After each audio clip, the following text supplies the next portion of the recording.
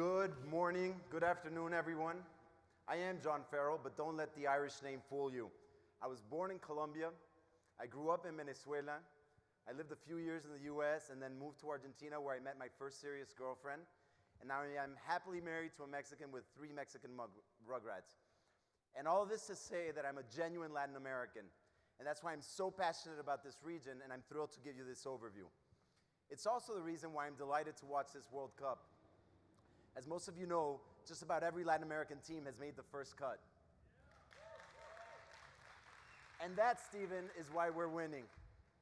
What we will hand you, though, is that no matter what the sport is, biting your opponent in the shoulder, that's just wrong. But I digress. I have 3 very simple objectives today.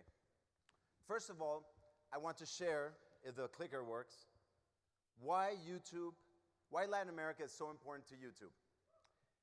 I also want to share why YouTube, and more importantly, is important to Latin America, and then finally try to convince all of you why you should all be paying attention to this region. If I were to ask you what country after the United States generates the most watch time, and you forget for a second that this presentation is about Latin America, what would you answer? I think chances are would be, don't spoil the joke, would be Germany, UK, Japan. That's what we get all the time. You'll be surprised to know that Brazil actually ranks number 2 in total hours consumed.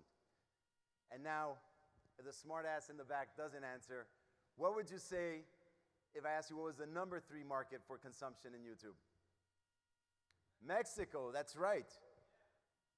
So Brazil ranks number 2, Mexico ranks number 3, and overall Latin America represents 20% of our global watch time, which frankly is amazing given that only half of the population is online. Just imagine, as bandwidth improves, as costs come down, how the future for Latin America will only be brighter.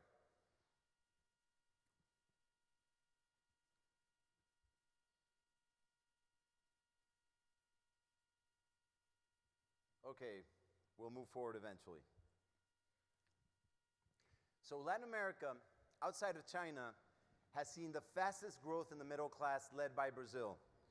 And this is reflected in the advertising markets.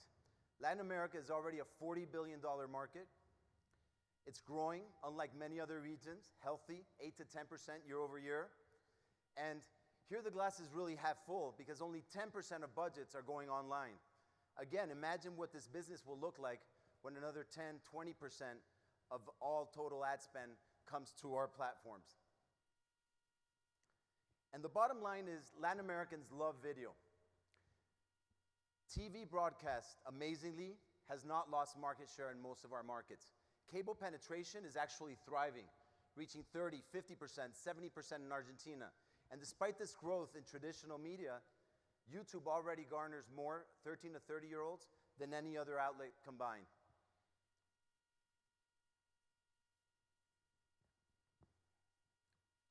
And it's not just the creator community. Latin America boasts some of the most creative advertising agencies in the world.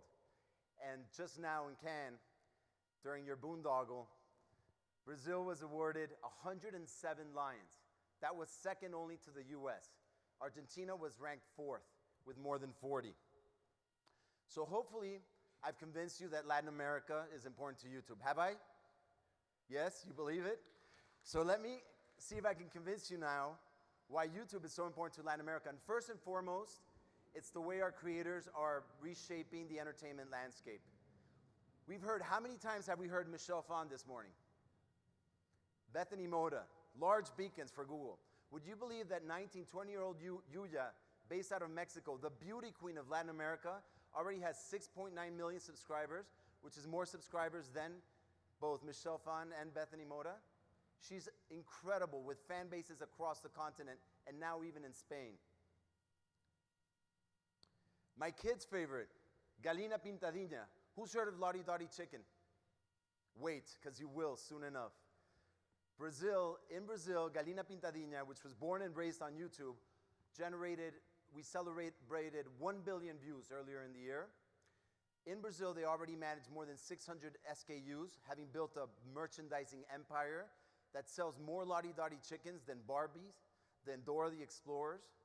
A huge business that was awarded the most valuable preschool brand 2 years in a row.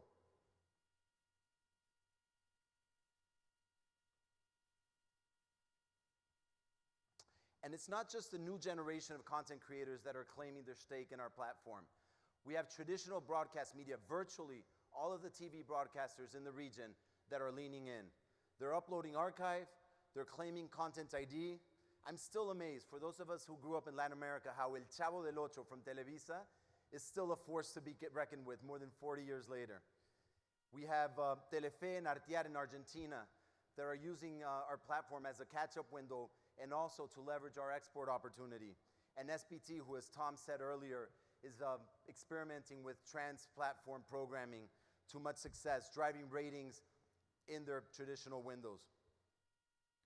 In Mexico in particular, we've seen Claro, Televisa, Televisión Azteca embrace the platform to engage with their fans around soccer. So many of our partners are now live streaming games, they're curating content, highlighting clips, and these channels are beginning to thrive. Music is also thriving in the platform. For us, Latin America, music is synonymous with the platform. And Nicky Jam, how many of you are reggaeton fans?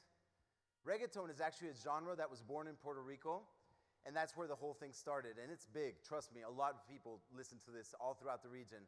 But it was actually Medellin, Colombia, that has now crowned its position as the capital of reggaeton. And arguably, one of the main reasons this happened is because they really used the platform to promote their artists. This is Nicky Jam, who started towards the end of last year. He now has 700,000 subscribers. And earlier in the year, he launched a talent search to find the new reggaeton artists to go with him on tour. It had more than 800 submissions around the world. It drove 300,000 more subscribers.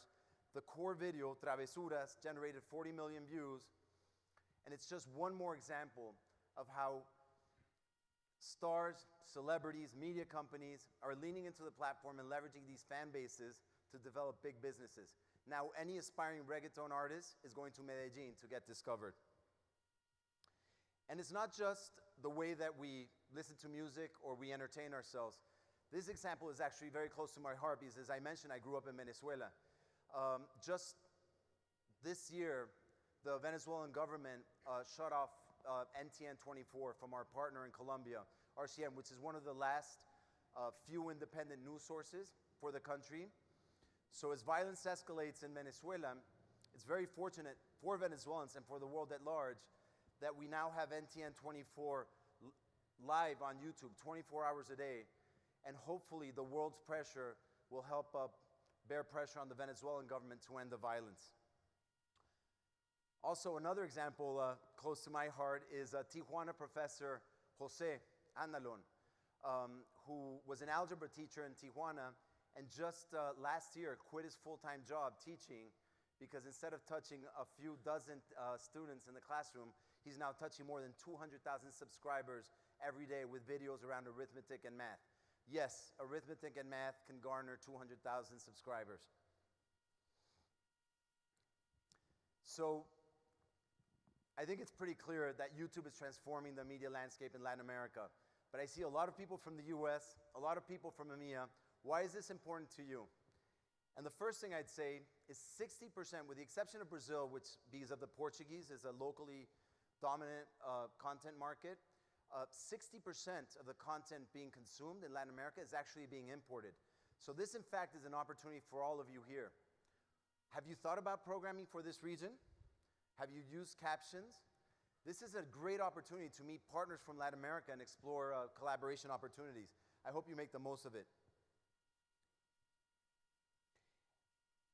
When we look at some of our top enterprise channels around the partners around the region, folks like Maker, Tastemade, Fullscreen, they're all leaning into Latin America. In fact, I was speaking to Chris from Maker earlier today, who said they're acquiring more creators on a daily basis in Brazil than in any other market now, including the US. Machinima has Hola Soy Germán, a Chilean phenomenon, which is now a global phenomenon. He's got more than 18 million subscribers and more than 1 billion views. So our enterprise layer is also looking at this opportunity. And for US creators in particular that have a Hispanic nation within its borders, there's 50 million US Hispanics that are spending $1.2 trillion a year in an advertising market that's already crossed $8 billion. And what's amazing is as they develop content for this large internal audience, a lot of this content actually gets consumed in our region. Me Too, which is one of the first enterprise partners to focus on the US Hispanic space, who recently raised $10 million with Upfront Ventures, they're leveraging Latino and regional creators to satisfy this appetite from US consumers. This is an opportunity that many of you could also leverage. So in conclusion, I hope I met my objectives. YouTube, Latin America is very important to YouTube. YouTube is important to Latin America.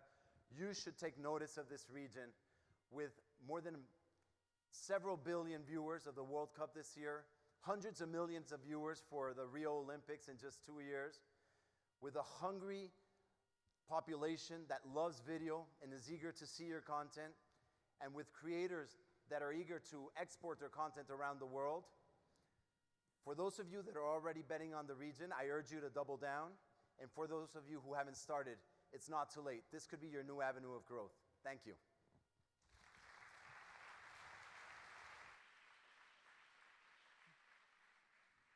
And now, please welcome Gato.